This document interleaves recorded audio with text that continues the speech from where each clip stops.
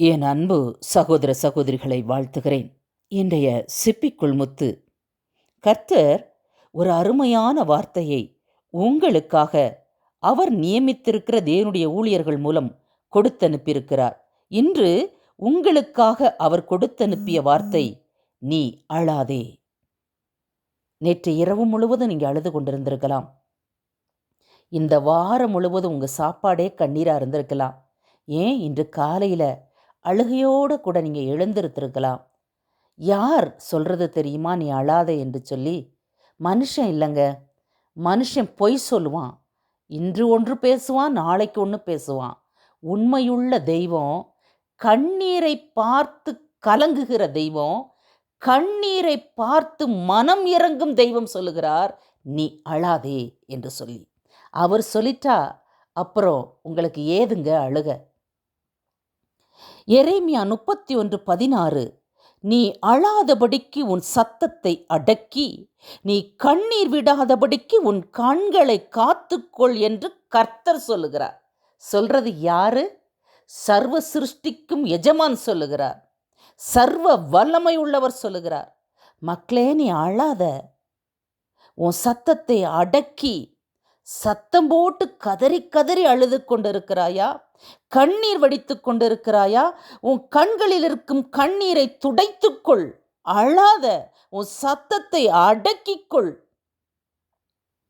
சொல்றது யாருங்க? கர்த்தர் சொல்லுகிறார். உன் கிரியைக்கு பலன் உண்டென்று யார் சொல்வது? கர்த்தர் சொல்லுகிறார். நீங்க நன்மை செய்து தீமை அனுபவிக்கிறீங்களா? நீங்க கிரியை செய்து பலன் இல்லாமல் உட்கார்ந்து கொண்டிருக்கிறீங்களா? நல்லா வேலை செய்து உங்களுக்கு அங்கீகாரம் கிடைக்கலையா? குடும்பத்தில் நாயை போல உழைக்கிறீங்க, ஆனாலும் அங்கீகாரம் இல்லையா? பலன் இல்லையா?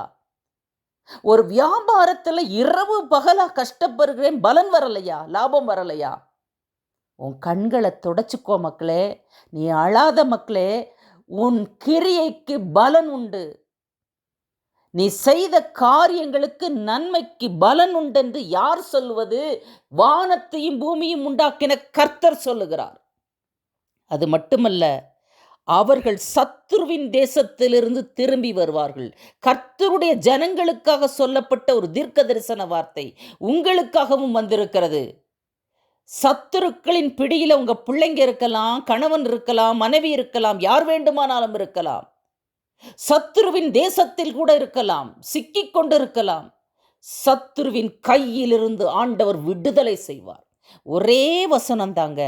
எவ்வளவு ஒரு ஆறுதலான வார்த்தை பாருங்க.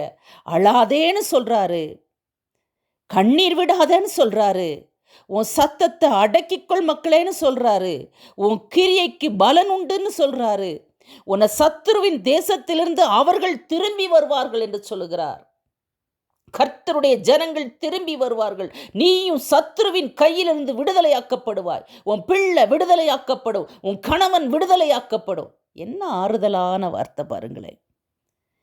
ஆண்டவர் கண்ணீரை பார்த்து அப்படியே கடந்து போகிறவர் அல்ல. நல்லா நீங்க புரிஞ்சுக்கணும். மனுஷன் கண்ணீரை பார்த்துட்டு இரக்கம் இல்லாமல் கடந்து போயிடுவான். என் கணவன் கூட, மனைவி கூட.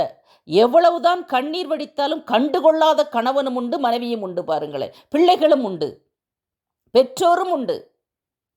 ஆனா நம்முடைய ஆண்டவர் கண்ணீரை பார்த்தவுடன் நின்று விடுவார் பாருங்களேன். உதாரணத்திற்கு மகதலேனா மரியாள் கல்லறை அண்டையிலே அழுகிறாள், அழுது கொண்டு நிற்கிறாள். இயேசு அவளை பார்த்து, எதற்காக அழுகிறாய் என்று கேட்கிறார். ஏன் அழுகிறாய்? யாரை தேடுகிறாய் என்று கேட்கிறாரு. கண்ணீரை பார்த்து கடந்து போகிறவர் அல்ல என்று நான் சொன்னேன். இவர் கேட்ட கேள்வி என்ன? ஏன் அழுகிற மக்களே? அவள் சொல்றா, என் ஆண்டவரை காணோம். தோட்டக்காரன் நினைச்சு பேசிட்டு இருக்கிறாங்க. என் ஆண்டவரை காணோம். அவரை எடுத்துக்கொண்டு போனதுண்டானால் அவரை வைத்த இடத்தை எனக்கு சொல்லும். அவரை தோட்டக்காரன் நினைச்சு இதை கேட்கிறார். ஆண்டவரும் தோட்டக்காரன் மாதிரியே நின்றுட்டு தான் இருக்கிறாரு பாருங்களேன்.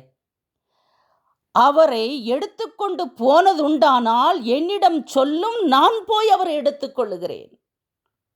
இவ்வளவு நேரம் தோட்டக்காரை மாறி நின்று கொண்டிருந்தவர் அந்த பெண் வடித்த கண்ணீரை பார்த்தவுடன் மனதில் ஒரு அன்பு, அதற்கு மேலே தோட்டக்கார வேஷம் அவரால் போட முடியலைங்க. மனசிலிருந்து அன்பு பொங்கி வருது.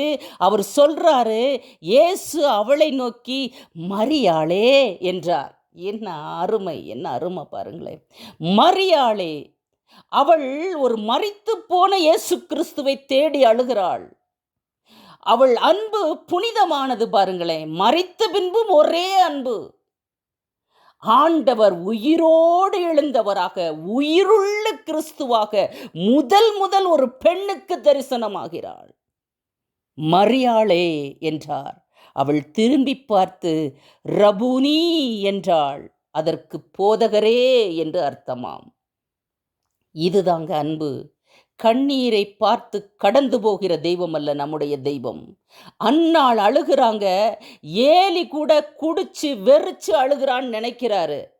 ஆனா அன்னாள் எதற்கு அழுதாள் என்பதை அவர் அறிந்து நம் ஆண்டவர் சாமுவேலை கொடுத்தார்.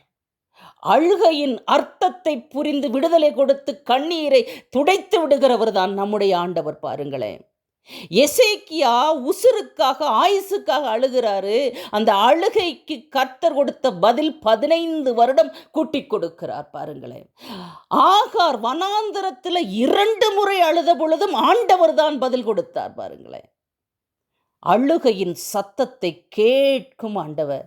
நீங்களும் அழுது கொண்டிருக்கிறீங்களா? அந்த காலை வேளையில் ஆண்டவர் உங்களுக்கு ஒரு வாக்கு கொடுக்கிறார் தீர்க்க தரிசனமாக. நீ அழாத மக்களே, உன் கண்ணீரை துடைச்சிக்கோ, நீ சத்தமிட்டு அழாத. உன் கிரியைக்கு பலன் இல்லைன்னு அழுதுட்டு இருக்கிற, உன் கிரியைக்கு பலன் உண்டு. உன் சத்துருவின் கையிலிருந்து உன் பிள்ளைகளை, உன் கணவனை, உன்னை நான் விடுதலை செய்வேன். அழகான வார்த்தை. ஆண்டவருக்கு நன்றி சொல்லி ஜெபம் பண்ணுங்க. கர்த்தர் உங்கள் அழுகையின் சத்தத்தை கேட்டார். நீ அழாதே என்று சொல்லுகிறார்.